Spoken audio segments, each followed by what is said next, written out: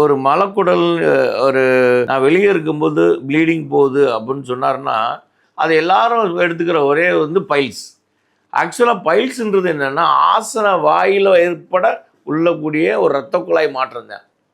எப்படின்னா, இப்போ நான் கையில் ஒரு பபுள் கம் வச்சு இப்படி பிதுக்கிறேன்னு வச்சுக்கங்களேன், எப்படி பிதுங்கி வெளியே வருதோ, அது மாதிரி ஆசன வாயில் இருக்கிற இரத்த குழாய்கள் பிதுங்கி வெளியே வர்றது தான் பைல்ஸ். இந்த பைல்ஸ்ன்றது எச்ச வாயில் மட்டும் உள்ள மாற்றம் தானே ஒழிய குடலுக்குள்ள மாற்றம் கிடையாது. பைல்ஸ் யாருக்கு வரும்?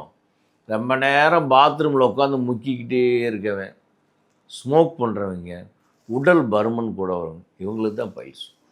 பைல்ஸ் பெரும்பாலும் வலியை கொடுக்காது. அப்போ எந்தெந்த நோய்களுக்கு எப்படின்னா, இதை முறையாக ஒரு டாக்டர்கிட்ட போய் இது பைல்ஸா, இது ஃபிஷரா, இது ஃபிஸ்டுலாவா அப்படின்னு வித்தியாசப்படுத்தி ட்ரீட்மெண்ட் பார்க்கணுமே ஒழிய, யாருன்னா நாட்டு வைத்தியம் பார்க்குறாங்க, ஏதோ மூல நோய்க்கு ஏதோ அறுத்துற கையிலேயே வேற கொடுத்துட்றாங்க அப்படின்னு போட்டாங்கன்னா அவங்க வேறு சுத்தமாக சாஞ்சிடும். இதுதான் பைல்ஸ். இந்த பார்த்தீங்கன்னா அந்த இரத்த குழாயை பிதுங்கி வெளியே தெரியுது. இது ஃபிஷர், அந்த இடத்துல கிழிஞ்சிருக்கு.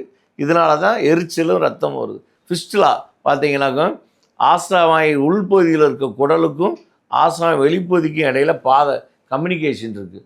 இது வழியாக நீரும் இதுவும் வெளியாகும், சலமும் வெளியாகும். இது பேர் ஃபிஸ்டுலா. ஃபிஸ்டுலா நாள் கணக்காக, வாரக்கணக்காக, மாதக்கணக்குகளாக இருக்கலாம்.